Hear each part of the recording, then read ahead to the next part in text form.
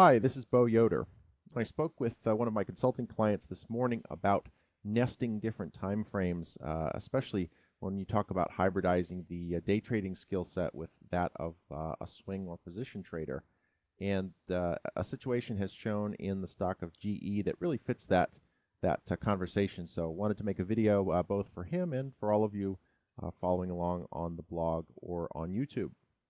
Again, the blog's address is www.tradingaintpretty.com, and you can find it either directly or there's a click off my main website at boyoder.com if you're having a hard time typing in what is a bit of a long URL. But in any case, here we have General Electric on a 5-minute chart. And you can see this morning it opened, collapsed to areas of a 200 period moving average support, and then immediately came back up off that level, based sideways, and is now pressing up against what is essentially resistance from the close of yesterday's bar. Now let's go back for a quick reminder of what we're looking at in General Electric on a daily. Well, if we really squish down here, we can see that let me scale in here. The market sold off pretty violently, very high volume there into that low. It has bounced off and has been basing sideways. So the ultimate pattern is what I call a low-level base. But just in the last couple of weeks, we've seen the market form a bit of an ascending triangle.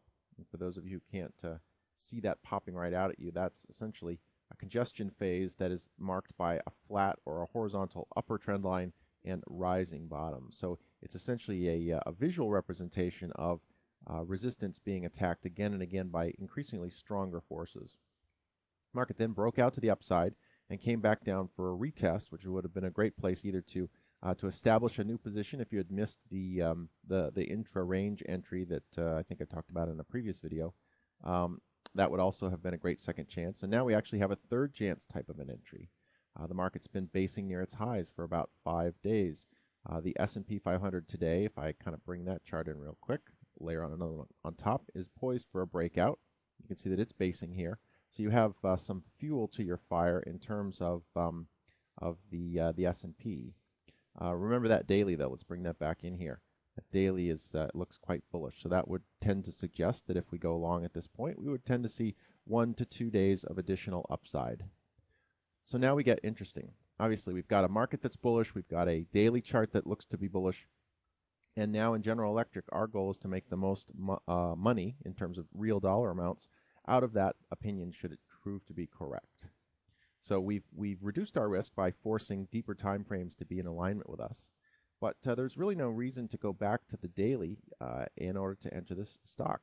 We have a very high probability long setup here showing on a day trade level. Now normally, if I go ahead and scale this down so I can draw in my guesstimates, off this kind of a pattern, just going by the previous expansion moves that we saw here and here, real easy way to do this is just literally draw on the chart in the areas of previous price appreciation, and then drag that little line up to the current levels. And that gives us a pretty decent range. If I bring out the horizontal price tool, it gives us a pretty decent price projection for a target zone on a breakout trade. Now, for me, based on what I've seen in the market, I would probably go for the more conservative move, but still, if you're a breakout trader, you're probably looking at a move back up towards 1270 or 1275. But to me, that seems like a waste of effort. Take all this time and energy to find the trade. Why not let it run for you? There's certainly a great deal of potential in the daily as well as the market alignment for the S&P. So for me, I would go ahead and take a position here. It looks like it's going to lift here in the next 5 minutes, so I probably wouldn't wait for a pullback to the moving average. I'd just go ahead and tap it at 1240, 1241. So let's go ahead and take a quick pause, and I'll be right back. Now, in terms of stop loss orders for a nested trade such as this, there are a couple of different options available. Obviously, the classic put your stop under this bar's low is certainly valid. However, since there is a larger daily move at stake, I would just give a little bit of padding in case this rinses out. So my eyeball is drawn to this red line, which is my 40-period exponential moving average, which currently is sitting right around 1228. So 1225 would probably be my zone of comfort for a stop, which would be more or less right around in that zone there. So let's take a look at what that means. If you're in at 25 and you're getting in just shy of 12.50, you're risking 40 cents, maybe 45 cents tops. And if we drop back over to the daily chart of General Electric and really squish down here so we can see a lot of action from the past, there's really not that much resistance on the daily chart. The sell-off was very violent, very quick. And you're probably not going to see too much in the way in terms of a rally until you hit this area of chart resistance here, which, again, if I take out my tool, puts us... Sorry about that. That's better. Just above the $15 per share area, which certainly makes sense in terms of the psychological resistance at 15 in any case. Well, from a risk to reward standpoint, if we look at this, remember we're taking our initial trade based off the intraday. So remember that $15 price point. With a stop here of roughly 50 cents or less, we're looking at probably a 5-to-1 trade. So very simply put, for every $1,000 of risk taken on this initial entry, we would be getting about 5,000 back, which is a great level for any trading style, and certainly one which the day trader rarely will see unless there's a big news event or some kind of a runaway momentum market. But in terms of just grind trades, 1.5 to 1 is usually about all you can expect. Sometimes 2 to 1 if the market's good for you. But here's a chance to use that same scalp methodology, that same intraday and day trading skill set in order to put on a trade that could last for several days and deliver a much, much larger risk to reward ratio with a heck of a lot less work. Once this kind of a trade is taken, you can pretty much just set your stop and move on with your life. There isn't any babysitting needed. There isn't any massaging of exits. You already have a very clear trading plan and a very clear profit objective. So you can pretty much just ignore this trade, come back, look at it at the end of the day, and then not really be required to do anything until the rest of the trading day is finished, and look at it at the end of the next day. So it's really a once-a-day management cycle.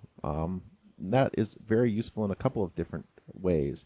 Obviously, ignorance is bliss, and if the market's wobbling all over the place, not looking at your stock, you're not going to be experiencing the heartburn that you normally would, and that in and of itself can be an enormous positive. But more importantly, if you're not watching all those wiggles, you can't get wiggled out. You can't be whipsawed by the fear that you may feel seeing the market go against your position. And you'd be surprised how many people come into my consulting practice and we create enormous change in their profitability by just simply forcing them to stick to their original opinions, stick to their original trades, and then let those situations play themselves out. They wouldn't have survived as long in this business as they have if they didn't know how to pick stocks. So really getting behind that methodology and forcing them to let it mature, let it really pay off for the initial risk. And it can make huge changes in your bottom line. So there's the trade in GE. We'll follow up with that a little bit later and see how it turned out. But for now, oh, well, I guess that proves this is actually being recorded in real time. But go ahead and let that ring and sign off here.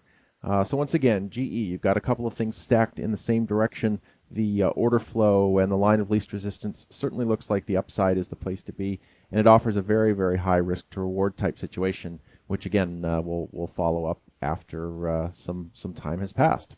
So as always, thanks for listening. My name's Yoder. Good luck and good trading.